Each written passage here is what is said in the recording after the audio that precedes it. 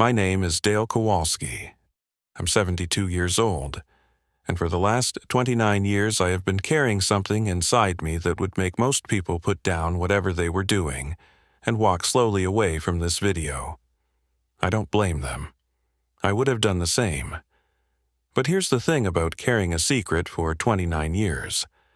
Eventually, the weight of it starts to show in your face, in the way you sleep, in the way you watch the tree line every evening from your porch with a cup of coffee that gets cold because you forget to drink it. My daughter noticed it 2 Christmases ago. She said, "Daddy, you look like a man waiting for something." I told her I was fine. That was the same answer I'd been giving everyone for 3 decades.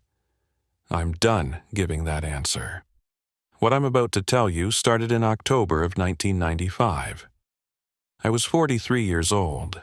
I had just retired from the Army, 22 years as a combat engineer, including 18 months in Saudi Arabia during Desert Storm and a short, ugly deployment to Somalia in '93 that I don't talk about.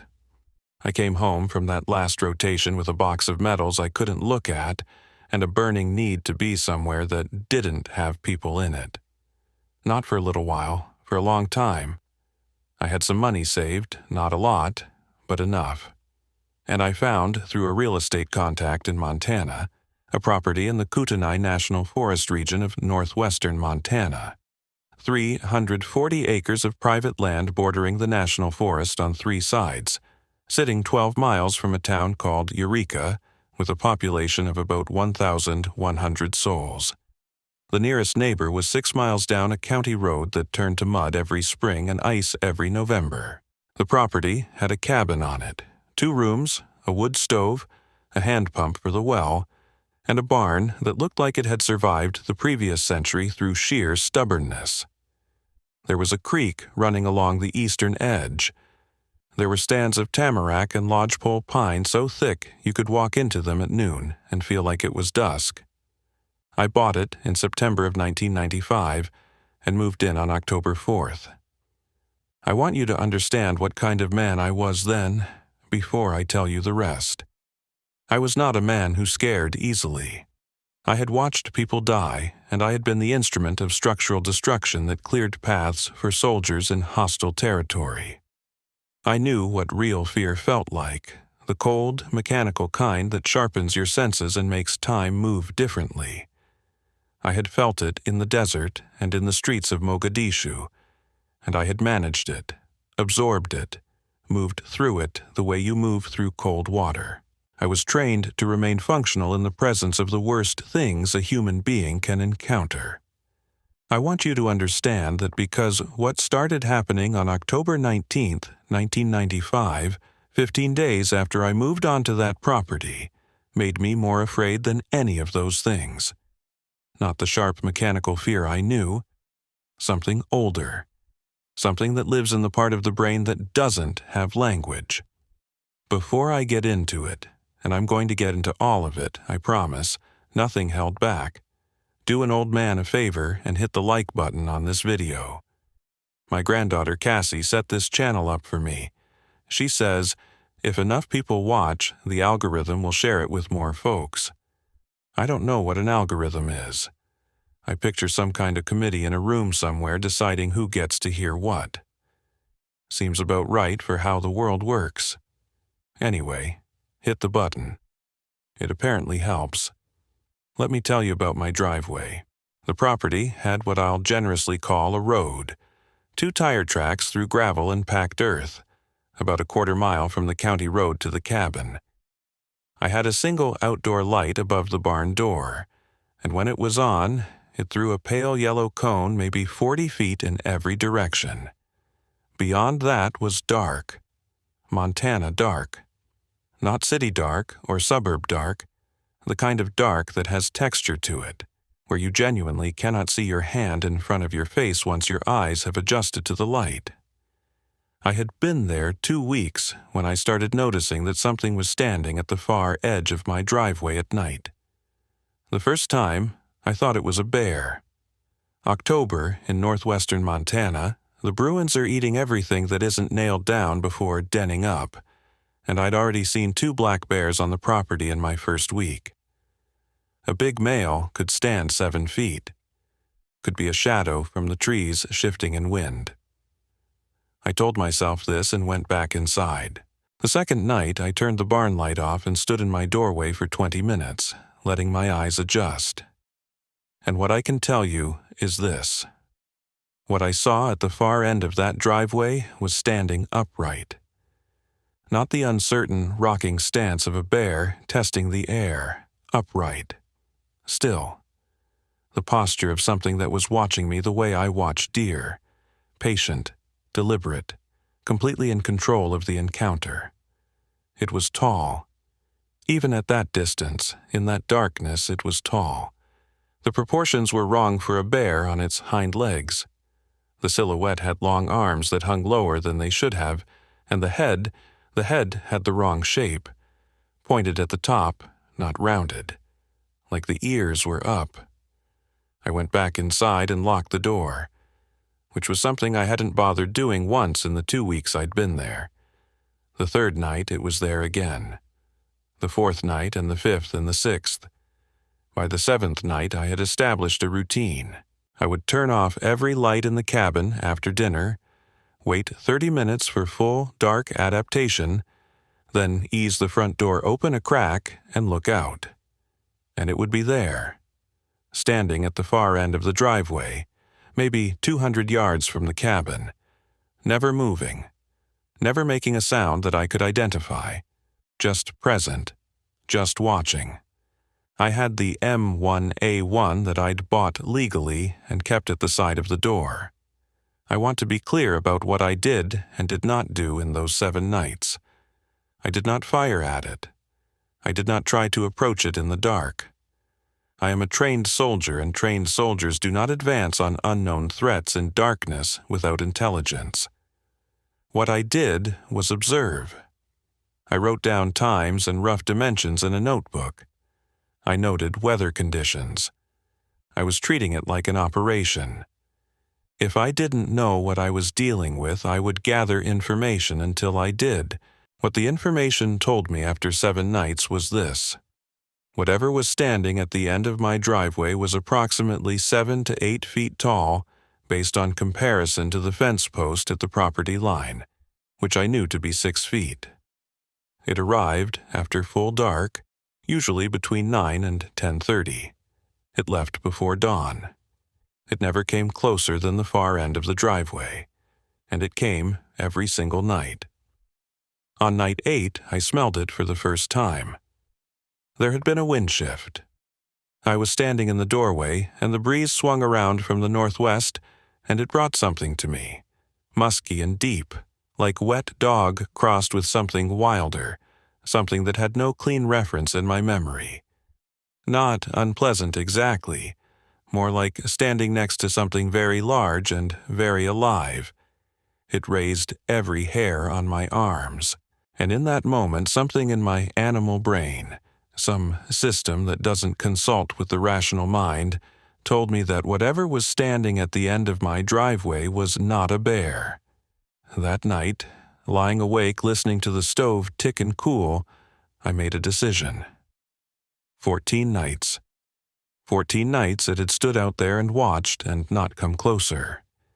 In Desert Storm, I had worked with dogs trained to detect IEDs.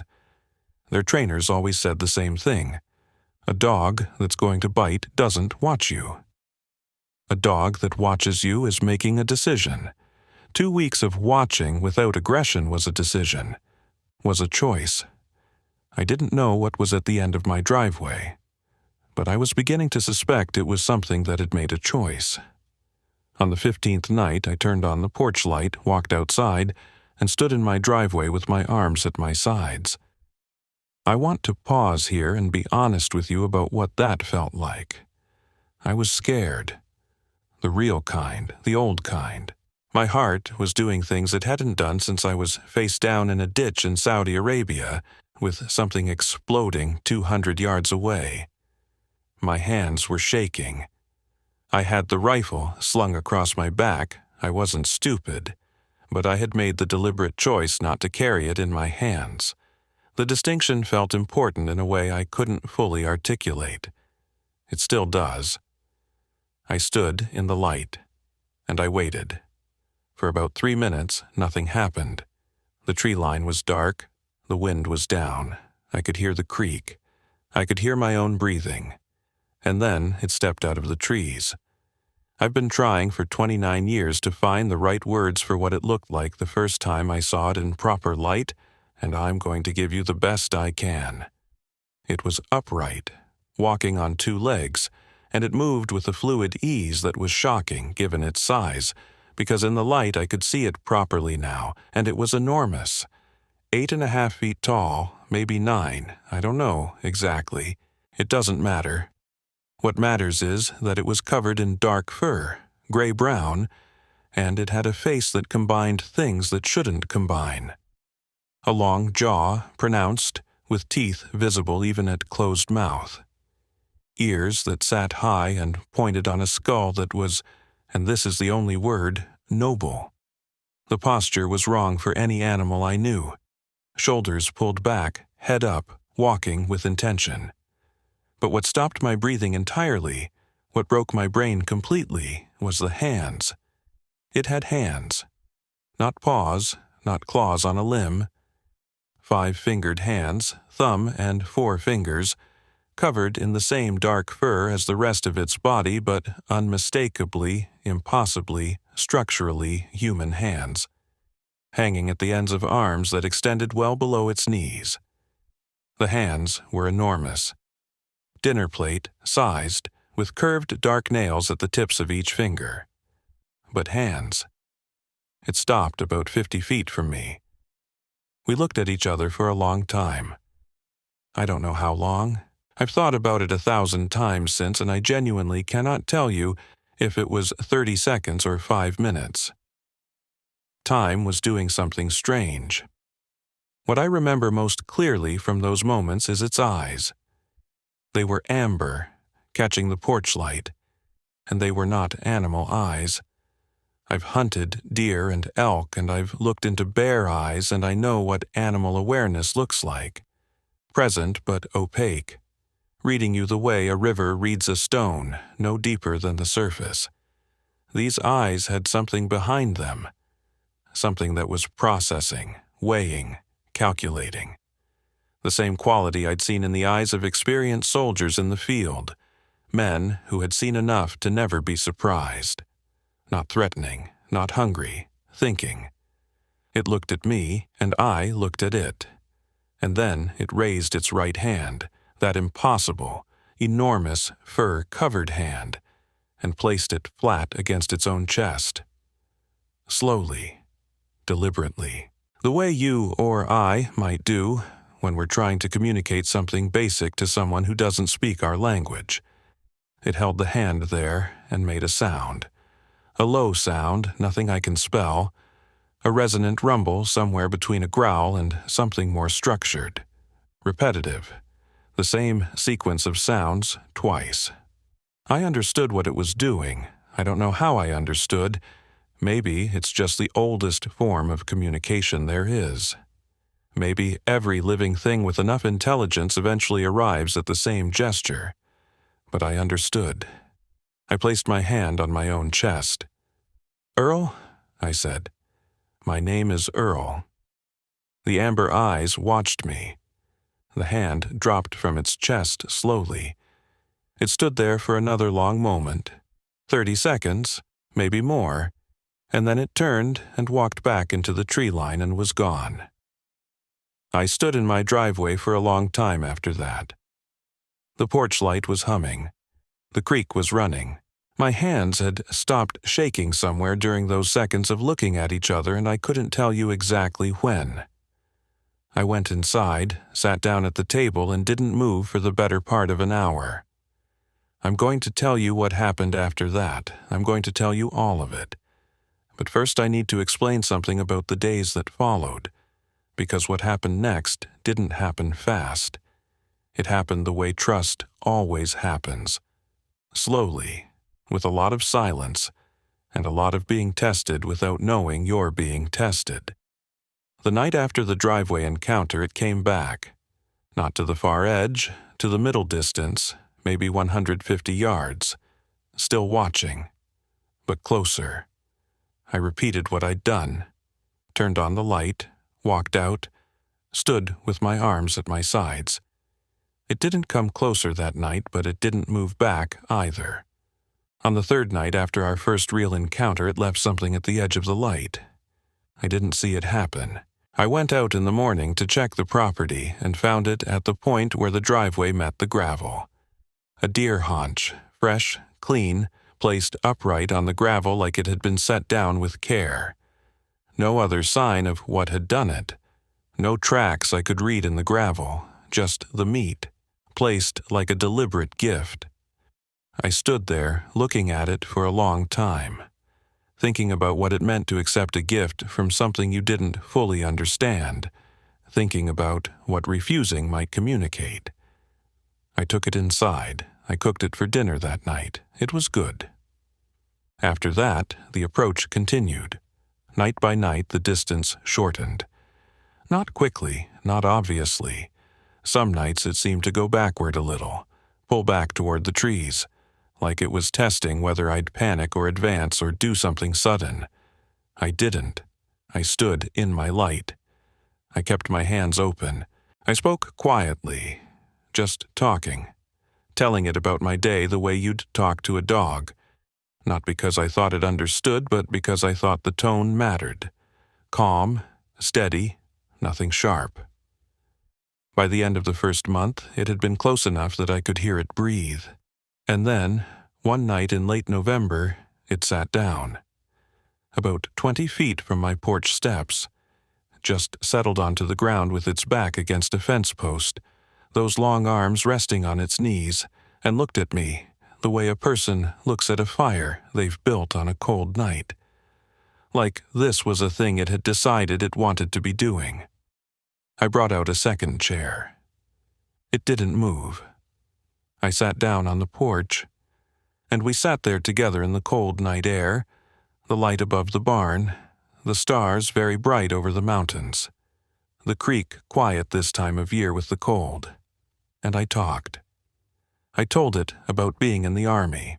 I told it about my 2 sons who I didn't see often enough and my ex-wife who had remarried a dentist in Colorado Springs and who I thought about with more warmth now than I had any right to. I told it about why I'd bought this place, about the noise in my head that only went quiet when there was nothing but trees. It listened, ears tracking every sound in the forest independently.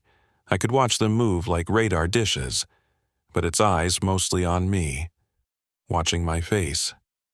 Something in the quality of its attention made me feel that it was getting more than the words, that it was reading something deeper, the way a very old dog reads its owner's moods. I started calling it Thomas. I don't know why that name. It arrived in my head one night and stuck. It felt right. It felt like a name for something old and serious and watching. Thomas came every night from then on. Sometimes for hours. Sometimes, just briefly, it would appear at the edge of the light. We'd look at each other. It would make a low sound that I came to understand as a kind of acknowledgement. And then it would go. On the longer nights, it would settle on the ground near the porch, and I would talk, and it would listen. By December, it was close enough that when the light caught its eyes right, I could see details I hadn't been able to before. The fur had subtle gradations, darker at the shoulders and back, lighter at the chest and inner arms. There was a scar running from its left shoulder down toward its elbow, old, the fur matted and pale there. Something had cut it badly, once, years ago, and it had healed wrong. In late December, on a night when the temperature had dropped to about 11 degrees and there was a wind coming down from the peaks that cut through everything, Thomas did something it had never done before. It stepped up onto the porch. I had been sitting in my chair, and the sound of the planks under its weight made me startle. And it stopped immediately when I startled, going completely still the way a deer goes still. I forced my body to relax, sat back, made myself breathe normally. And after about 30 seconds it moved again, crossing the porch slowly and settling at the far end, sitting with its back against the wall, facing out into the dark. Conserving warmth the way any animal does, we sat there in the cold together, not talking, just existing in the same space. And I thought about the fact that this was a creature that could break me in half with one hand if it wanted to, could have come through my wall any time in the past 2 months, could have ended this story before it began, and it was sitting on my porch in 11-degree weather because it wanted to, and I was the nearest warm presence it had chosen to be near. I thought about that for a long time. By February, I had established something that could not be called by any word I knew except this: a friendship. I know how that sounds. I know what you're thinking. I thought the same thing for months, that I'd been isolated so long I was inventing connection, projecting onto an animal intelligence that wasn't there. I tested this hypothesis systematically the way my training had taught me. I would change routines, come out at different times, leave the light off, make unexpected sounds, and watch how it responded. Not with fear or aggression, but with adaptation. Curiosity. It adjusted to changes and watched me for pattern and meaning. I put objects on the porch, a hammer, a book, a coffee mug, and watched what it did with them. The hammer it ignored. The mug it picked up and turned in those huge hands, examining the handle, the interior, tapping it against the porch rail to test its sound, then setting it back down carefully in approximately the same place it had been. The book it spent nearly 20 minutes with, turning pages slowly with one careful finger, leaning close in the light to look at the shapes on them. There was no honest accounting for this behavior except intelligence. Not instinct, not stimulus response. The specific, curious, deliberate intelligence of a mind encountering something unfamiliar and choosing to understand it. In March, something happened that I wasn't prepared for. Thomas brought someone with it.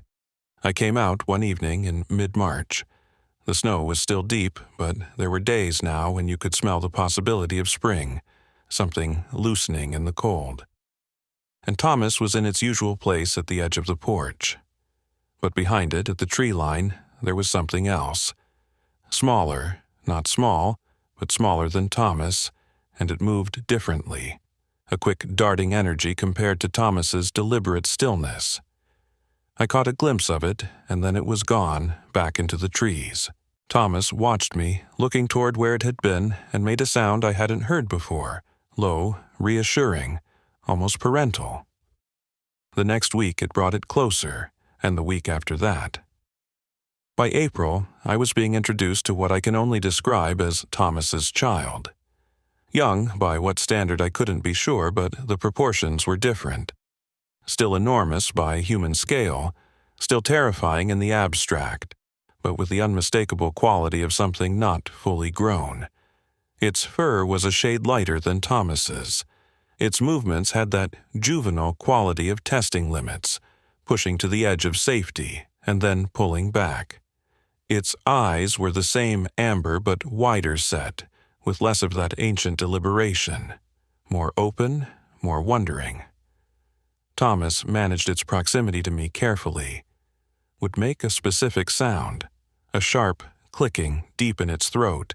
If the young one moved too close or too fast, the young one would stop and look at Thomas, and you could see the entire negotiation play out.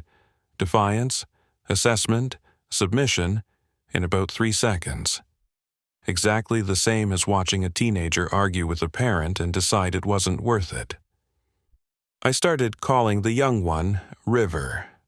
For the obvious reason, it moved like water. Quick and fluid, and finding the path around every obstacle rather than through it.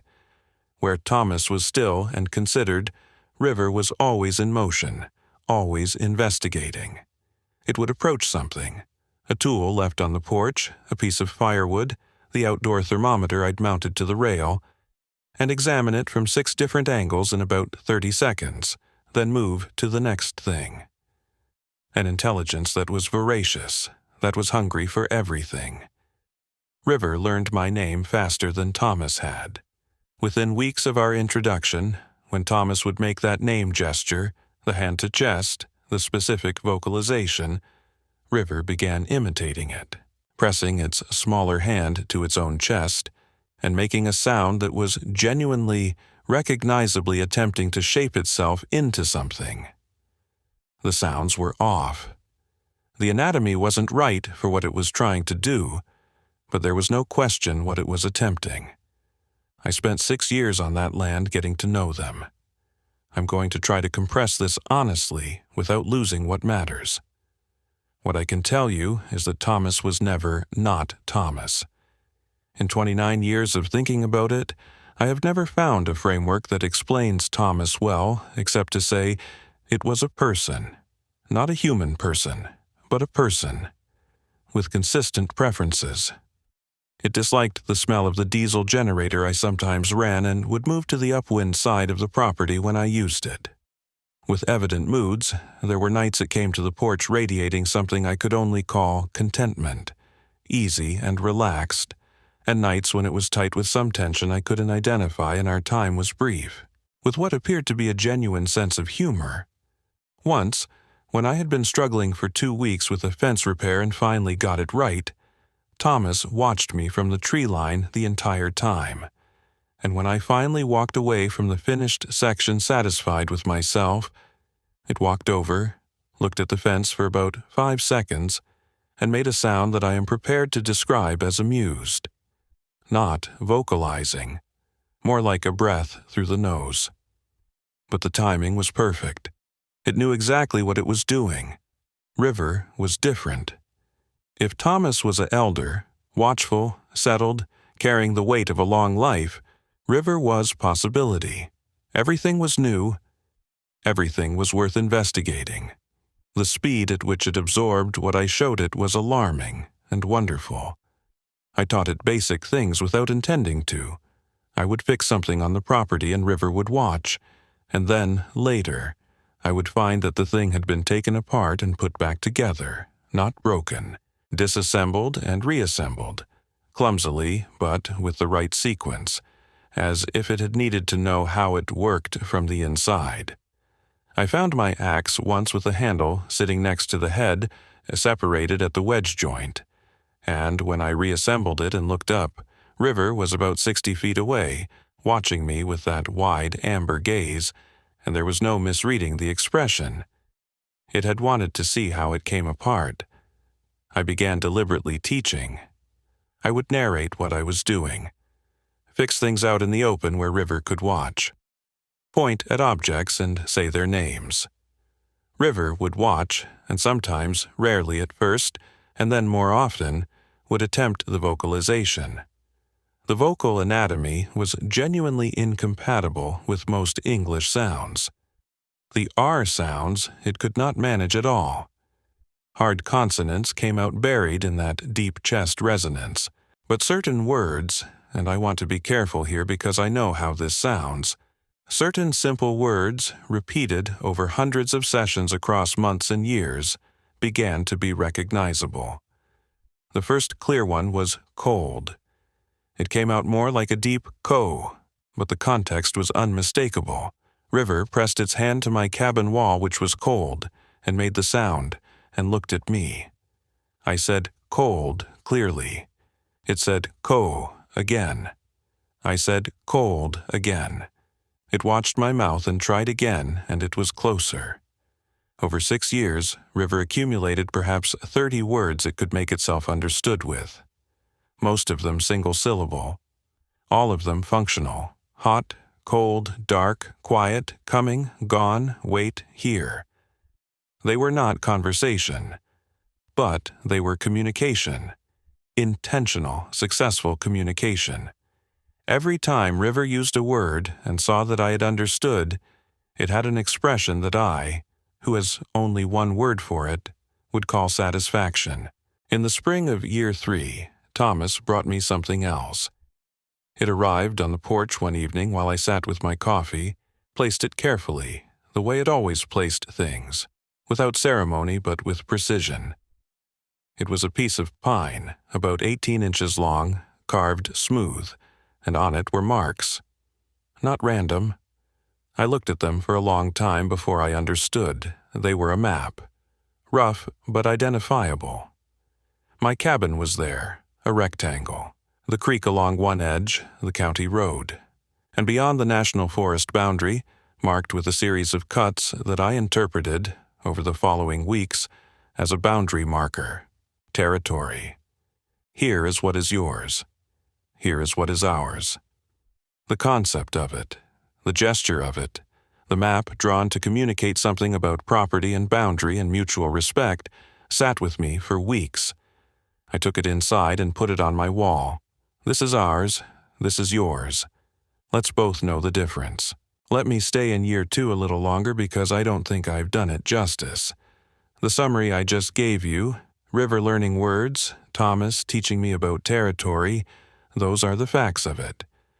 But the facts don't carry the texture of what those days were actually like. I don't want to leave you with just the skeleton. In year 2, the winter was the worst I'd experienced in Montana. January brought 3 weeks of temperatures that didn't get above -15 during the day, and a series of storms that dropped nearly 6 feet of snow by the time February arrived. The county road to Eureka was impassable for nearly 3 weeks. I was genuinely isolated. No radio contact for 9 days when the repeater tower iced over. No vehicle capable of getting through the drifts. Just me, the wood stove, the cabin, and the forest. Thomas and River came every night that winter, even in the worst of it. I'd wake up in the morning and find the path from the tree line to my porch marked by 2 sets of tracks. One set enormous, deliberate, widely spaced. One set slightly smaller and more varied in direction, the pattern of something that had been moving back and forth, investigating. During one storm, when the snow was falling so heavily that visibility was about 30 feet, I heard the sound of something on my porch and opened the door to find River sitting under the overhang, back against the cabin wall, ears folded flat against the driving snow, looking at me with an expression that I can only describe as patient. I stepped aside. Because what do? River came into my cabin. I want to be very precise about what that was like, because I think this is important. It was a 9-foot creature covered in dark fur, weighing, I estimated later, based on the way my floor joists creaked, somewhere between 400 and 600 pounds, and it sat down in my kitchen next to the wood stove and looked around my cabin with those wide amber eyes the way a person looks around a room they've never been in before. Cataloging, assessing, moving its gaze from the table to the shelves, to the window, to the bookcase, to the stove itself with methodical attention. I sat in my chair and watched it look at my house. After about 10 minutes, it reached out one careful hand and touched the spine of the book closest to it on the shelf. Just touched it, not pulling it out. Just feeling the texture of the binding. Then it withdrew the hand. We sat by the fire for 3 hours that night. I talked, it listened. The cabin smelled very strongly of wet fur and something deep and animal and wild, and the smell never bothered me after the first few minutes. When the storm eased around midnight, River got up, moved back to the door with that fluid, unhurried grace, paused in the doorway for a moment with the cold air coming in around it, and looked back at me. Not at the room, at me, specifically. Then it went out into the storm and was gone. I sat by the dying stove for a long time after that. There is a quality of loneliness I had never named until I spent that year 2 winter in that cabin, and the name I found for it was this: the loneliness that lifts. I had been alone, truly alone, for the better part of 2 years before Thomas first stepped out of the tree line. The loneliness of those years was not painful in the way people expect.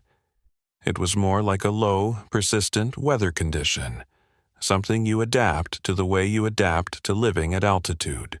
You breathe differently. You calibrate differently. You forget, gradually, what it felt like when it wasn't there. And then that winter, sitting by my fire with something enormous and impossible and alive in my kitchen, I felt it lift. Just like that. Gone, the way a headache you've had so long you'd stop noticing it is suddenly, conspicuously absent. That's the thing I find hardest to explain to anyone. Not what Thomas and River look like. Not the words River learned or the map Thomas drew. But that particular feeling of being known across the most fundamental difference imaginable by something that had chosen to know you. I need to tell you about the summer of year 4, because it contains one of the 2 moments that I consider the heart of this story. Gus Parrish's concern about predators on his cattle had been building since early that year. The county had done a wolf survey and found evidence of a pack denning about 7 miles to the south, which gave Gus and the wildlife office a plausible explanation for what had been happening. But in July of year 4, a hiking party out of Eureka, 3 people, a family, parents, and an adult daughter, reported something to the sheriff that I heard about through the radio. They had been camping near the national forest boundary, about 4 miles north of my property line, and in the middle of the night the father had gone outside the tent and encountered something that he described as, and I'm recalling this secondhand from what I overheard on the county channel, a bear, maybe, but walking on 2 legs, and it just looked at me and walked away. They filed the report because they were shaken. The sheriff put it in the same file as the cattle deaths, wildlife incident, probable bear, no investigation warranted. I knew what it had been, and I knew it had walked away. That was the important part. Whatever River had been doing on Gus's land, whatever had driven it to the cattle kills, on that night, 4 miles north, it had encountered a human being at close range, and it had walked away. I hiked to the area 2 days after the report, found what I was looking for in a soft patch of ground near a creek, the tracks, clear as anything. I looked at them for a long time. Then I did something I had been doing for 4 years at that point, and that I want to tell you about directly, because it is part of what I owe you in the telling of this. I destroyed them. Pressed them smooth with a flat rock I found nearby, then scattered some pine duff over the area, then backed out along the creek where my own footprints wouldn't read well. I have done this. Scoured evidence, redirected conclusions, helped wrong explanations feel right to the people making them, more times than I can count over the 6 years I was on that land. I helped Gus believe it was wolves. I helped the sheriff believe it was a bear. Every time I made a choice. I don't know if those were the right choices. I will not sit here at 72 and tell you I'm at peace with all of them. What I can tell you is that I made them from a genuine place of trying to protect something I believed was worth protecting, and in the same breath I acknowledged that 2 of Gus Parrish's ranch hands would still be alive if I had made different ones. I carry that. I will carry it until I don't have to anymore. The second moment that I consider the heart of this story happened in year 6, about 4 months before everything ended. It was late June. The evenings were long and warm, the best time of year in that part of Montana, when the light seems to last forever and the sky turns colors you don't have names for. Thomas had been coming most evenings, and I had been sitting with it on the porch, and it had been different. In retrospect, I understand that it knew something, that at the age it was, it could feel things coming that I couldn't. But at the time I only knew that there was a quality of attention in those June evenings that was different from before, more deliberate, as if it was choosing what to do with the time carefully. One evening, Thomas arrived and sat, and River arrived a few minutes later and sat on the other side of the porch steps, and the 3 of us were there together in the long June evening light. Thomas looked at me for a while, and then it did something it had never done before. It reached out and placed one enormous hand flat on the porch boards between us, palm up. I looked at the hand, at the fingers, each one the length of a good-sized knife handle, at the palm with its raised pads, and the faint lines there that I had never been close enough to see before. I looked up at Thomas's face. Then I placed my hand in its palm. Thomas closed its fingers around my hand. Gently, the grip of something that could crush iron being applied with the care of someone holding something breakable and precious. It held my hand for about 30 seconds. River was watching from the other side of the steps and was, for one of the only times I ever saw it, completely still. Then Thomas released my hand and looked out at the forest. Its ears moved slowly. Its eyes tracked something far away or remembered something internal, I couldn't tell. After about a minute it made a sound, the low, quiet acknowledgement sound, and got up and walked back into the trees without looking back. River watched it go, then looked at me for a long moment, and then followed. I sat on my porch until full dark, looking at my hand. I knew, sitting there, that Thomas had said goodbye to me in the most direct way available to it, that it was closing something. And I knew, sitting there, that I was not ready, that I had never been ready and would not be ready. That readiness was not the point. The point was the 30 seconds with my hand in its palm, the care in those fingers, the 30 seconds of contact across everything that should have made contact impossible. That's what I carry, alongside everything else. That's what I carry most willingly. I want to tell you about year 5, because year 5 is where the good years ended. Not with violence, not with catastrophe. That came later, and I'll get there. Year 5 ended with a change in River that I watched coming and didn't fully understand until it had already arrived. River had been, from the beginning, drawn toward the human world the way a moth is drawn to light. Everything I had, tools, books, objects of any kind, was interesting to it. The quality of its curiosity was different from Thomas's. Thomas regarded my world with a kind of respectful acknowledgement. It knows you have these things and finds you interesting for them. River wanted to understand them, wanted to have them, not to possess them, but to know them, to take them apart and put them back together and add them to the vast internal library it was building. By year 5, River was fully grown. I had watched it grow for almost 5 years, and the scale of what it had become still stopped me sometimes. It was shorter than Thomas. Thomas was easily 9 feet, but broader, heavier across the shoulders and chest. When it moved through the trees, it moved like something the forest itself had made, and in those moments it was not River the curious youngster who took apart my axe handle. It was something else. Something that was learning to be what it was fully and completely, and what it was fully and completely was an apex predator in a wilderness it knew better than I would ever know my own neighborhood.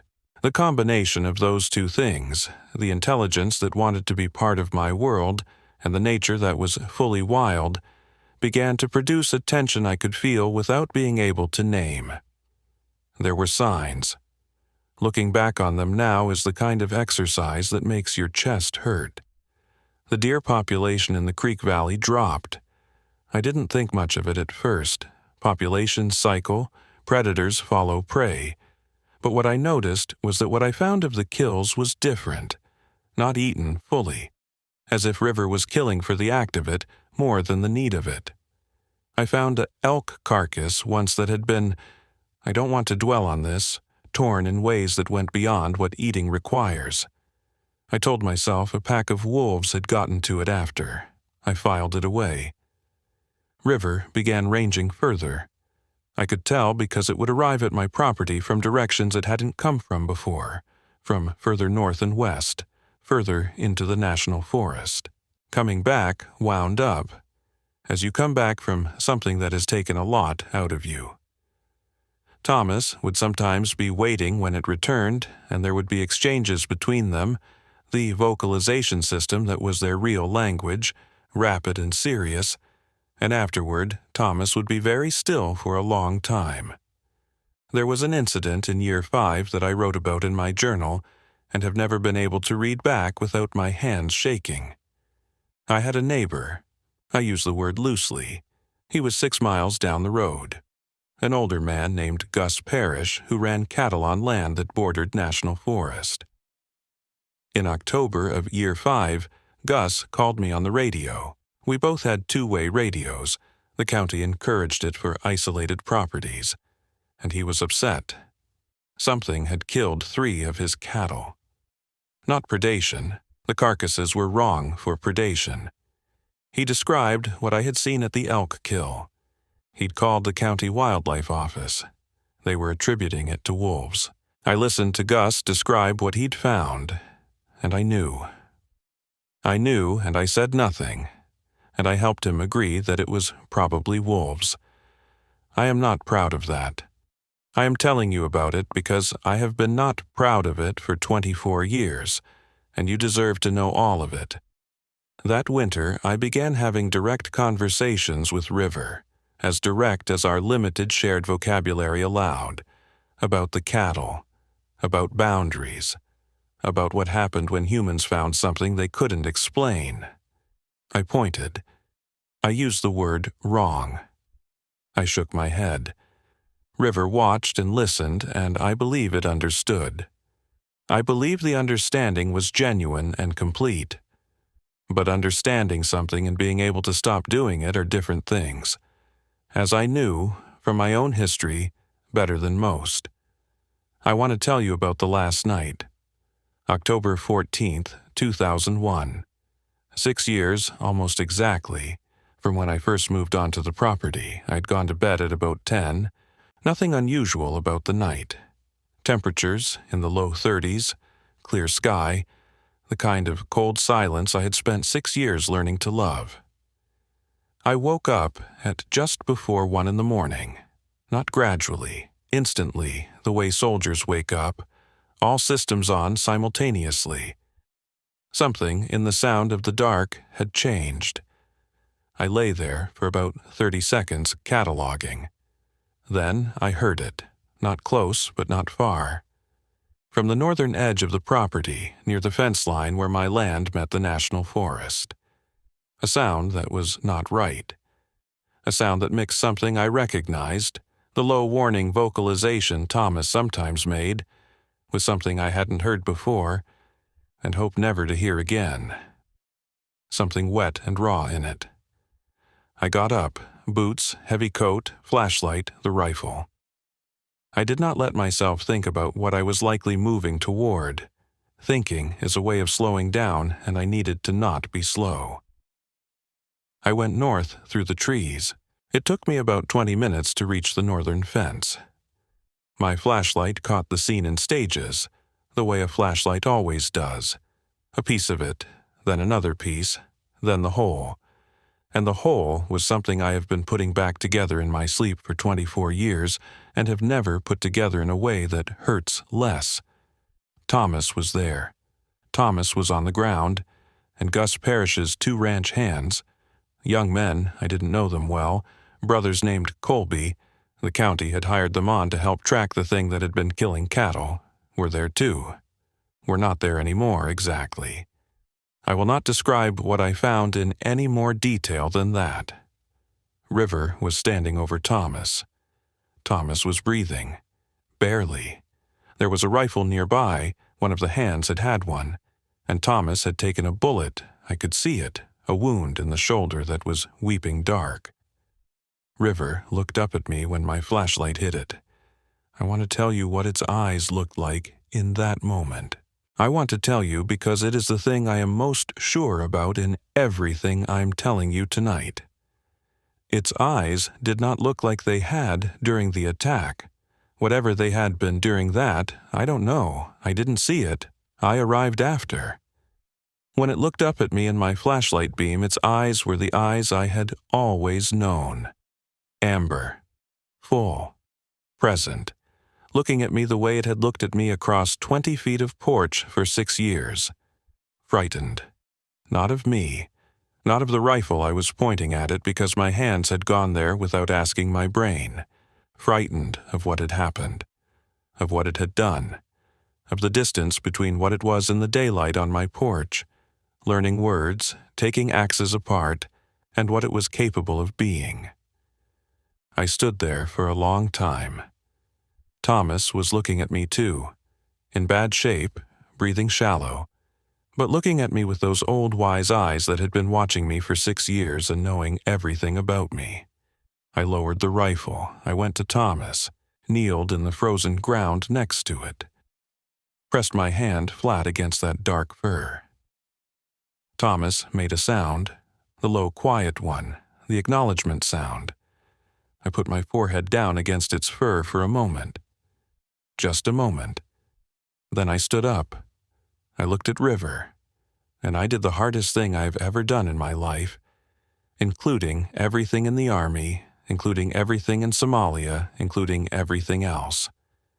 I pointed into the national forest, past the fence line, into the deep trees, north and away. River stared at me. I pointed again, and I said the word that we had not, in 6 years, ever had a reason for me to teach it. Go. The amber eyes looked at me for a long time. Then they moved to Thomas on the ground. River made a sound I have no word for. It was not a growl. It was not a vocalization I recognized from any of our sessions. It was the kind of sound that bypasses your brain entirely and goes straight to somewhere older. It was grief.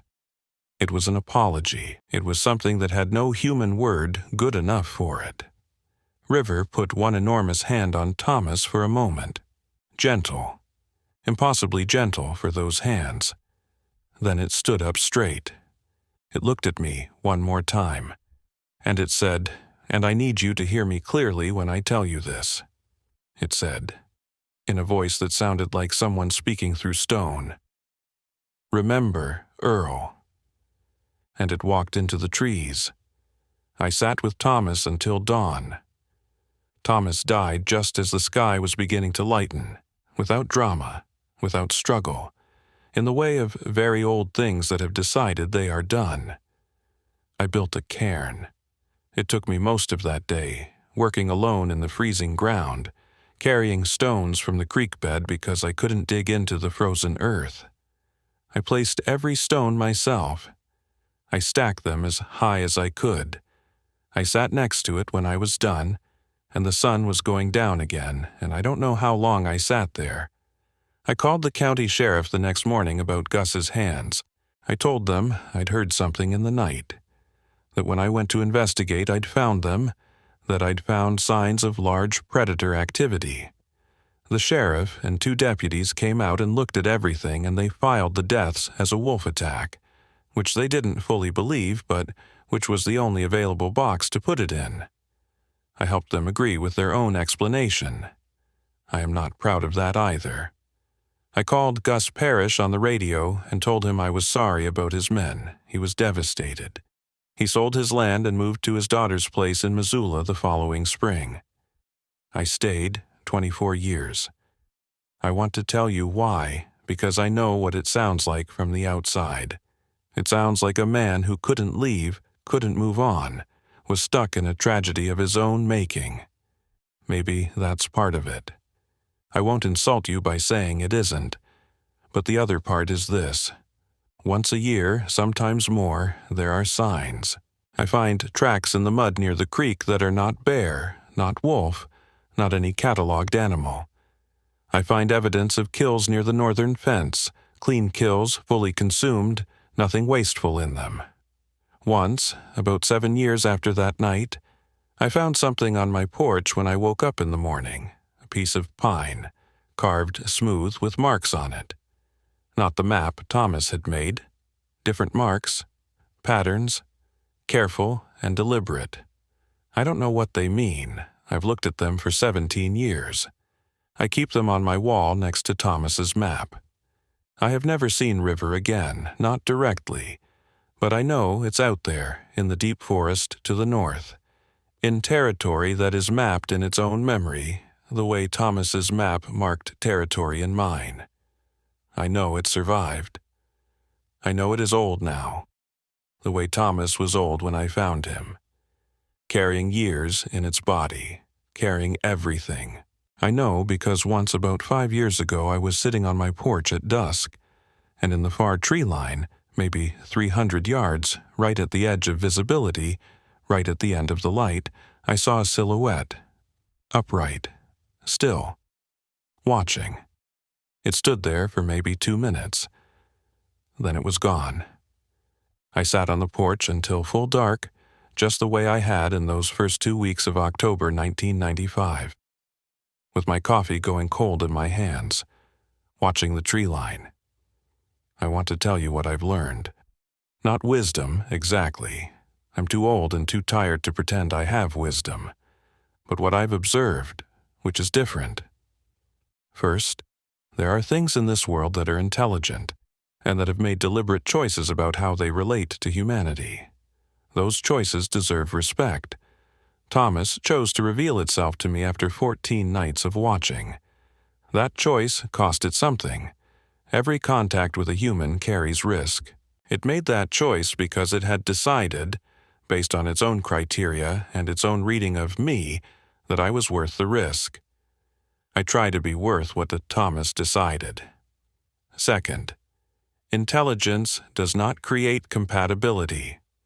River was as intelligent as anything I have ever encountered, human or otherwise, and intelligence did not prevent it from being fully, completely what it was, a predator in a wilderness that did not have room for the things it was capable of. I loved River the way I loved my sons, which is to say imperfectly and completely, and that love was real and it was not enough. Love is never enough by itself. You need luck and time and all the things that were not available to River and me. Third, some things should stay hidden, not because the world doesn't deserve to know, but because the world would respond to this knowledge in a way that would end the thing being known. I have imagined 100 times what would happen if I showed you the map on my wall, the carved pine, the tracks I've photographed over 24 years. I know what would follow. I know what the helicopters and the DNA tests and the men with tranquilizer guns would do to the forest north of my property. I know how this story ends in that version. So I have kept the secret for 24 years, and I will take it to my grave except for this, which I'm leaving here in the only form that feels right, the spoken word, an old man talking to the dark, for whoever needs to hear it. I'm 72. My back doesn't work properly. My youngest son wants me to move closer to his family in Spokane, and some days I think he's right. But not yet. Not while there are still tracks near the northern fence and carved wood on my porch, and that one particular silhouette I might see if I sit long enough on cold evenings at the edge of the tree line. I want to tell you about the journals because I think they matter.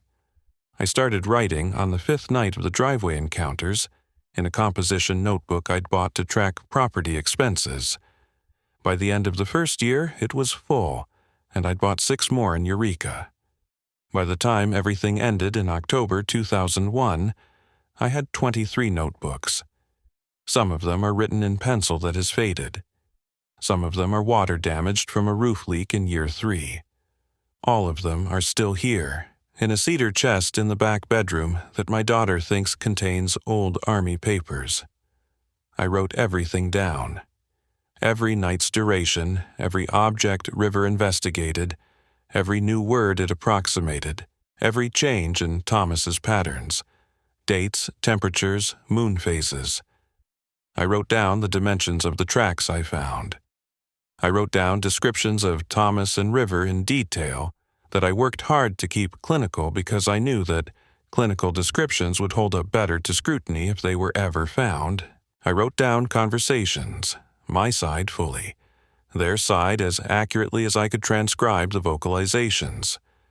I drew diagrams, sketches, crude, of what I could remember of their faces, their hands, their proportions. I am not a good artist. I have never pretended otherwise, but the sketches exist. Here is what I believe about those notebooks. They are the most complete record of a sustained contact between a human being and whatever species Thomas and River belong to. I don't say that with pride. I say it with the particular weight of knowing that the information in those notebooks will almost certainly die with me. I have thought, over 24 years, about what to do with them. Thought about sending them to universities, to research institutions, to journalists who cover cryptid cases. I have composed those letters in my head 100 times. I have never sent them. Every time I get to the part of the imagined letter where I describe what happened at the northern fence on October 14th, 2001, and what I found there, I stop. Because what the journals document is not only wonder and relationship and 6 years of impossible contact. They also document 24 occasions where I made choices that aided in concealing evidence of serious harm. I was never charged with anything. No investigation was ever pointed in my direction. But the notebooks, read in full, tell a story about a man who knew things he should have reported and chose not to. I made my peace with that a long time ago. Or I made something that's shaped enough like peace that I've stopped examining it too closely. What I want to leave you with, more than anything else, is this. In the fall of 2018, 17 years after that last October night, I was driving back from Eureka on the county road. Late afternoon, that October light that turns everything amber and exact. I was about 3 miles from my property when I had to slow for a deer that was standing in the road. When the deer moved, I started driving again, and I looked in my rearview mirror without particularly meaning to, and at the edge of the road about 400 yards behind me, there was a shape standing in the tree line. I stopped the truck, put it in park, got out. It was too far to see clearly. The light was going. But the proportions were right, the posture was right, upright, still, deliberate, and it was watching me. I stood next to my truck for about 5 minutes, completely still. Hands at my sides the way I'd stood in my driveway 23 years before. Then the shape turned and walked into the trees. I got back in my truck and drove the rest of the way home. Parked. Sat in the cab for a while. Then I went inside, and I cooked dinner, and I ate it, and I washed the dishes, and I didn't cry until I was in bed that night. Which is the kind of details that seem stupid to mention, but that I'm going to mention anyway because if you're going to know the story, you should know the whole of it. River is old now. By what I understand of Thomas, who had the fur graying of age when I knew it, and the movement of very old things. Thomas was perhaps 50 or 60 years in age. River would be in its mid-30s by human comparison, if the maturation timeline is roughly similar. Middle-aged, perhaps, in its full strength. Living in territory it knows intimately that its father showed it when it was young, that it has defended and maintained and made its own over 20-plus years. I think about what its life is like. I try not to obsessively, but I am 72, and I have a lot of evenings on my porch, and the mind goes where it goes. I think it probably remembers the cabin. I think it probably remembers the words I taught it, cold and wait and here and all the others. Whether those memories bring it anything like what they bring me, I can't say. Whether it has ever tried, in the solitude of its territory, to say them aloud, I can't say. The thought that it has, the thought that somewhere in the deep Kootenai forest at 3 a.m, there is a 900-pound apex predator speaking 27 words in rough English to no one in particular, is both the most comforting and the most heartbreaking thought I've had in 24 years, and I have it regularly. My granddaughter, Cassie, who set up this channel, asked me once, I'm not sure she expected a real answer, what I regretted most in my life. She's 26, and she asks things directly the way young people with good hearts do. I thought about it for a while. I told her, nothing, because regret implies you'd do differently, and I wouldn't. But I carry things. I carry what happened to Gus's hands. I carry the morning after the night at the fence, alone with a shovel in frozen ground. I carry the years I was unable to talk to my sons the way I should have because my head was always partly north of my property line, in the dark forest, with something that didn't need me to explain myself. What I don't carry with regret is any of it. Not Thomas's hand around mine in the June evening light. Not River taking my axe apart and putting it back together to see how it worked. Not the 14 nights of standing in my driveway waiting to find out what courage actually required. Those are mine. I keep them. You've been kind to listen. If you're watching this months or years from now, I want you to know that the man who recorded it was sitting on a porch in northwestern Montana with a cold cup of coffee and a tree line he couldn't stop watching. I want you to know that the story is true in every detail I've given you, and that the details I haven't given you, I've kept back not from dishonesty, but from the same reason I've always kept them back.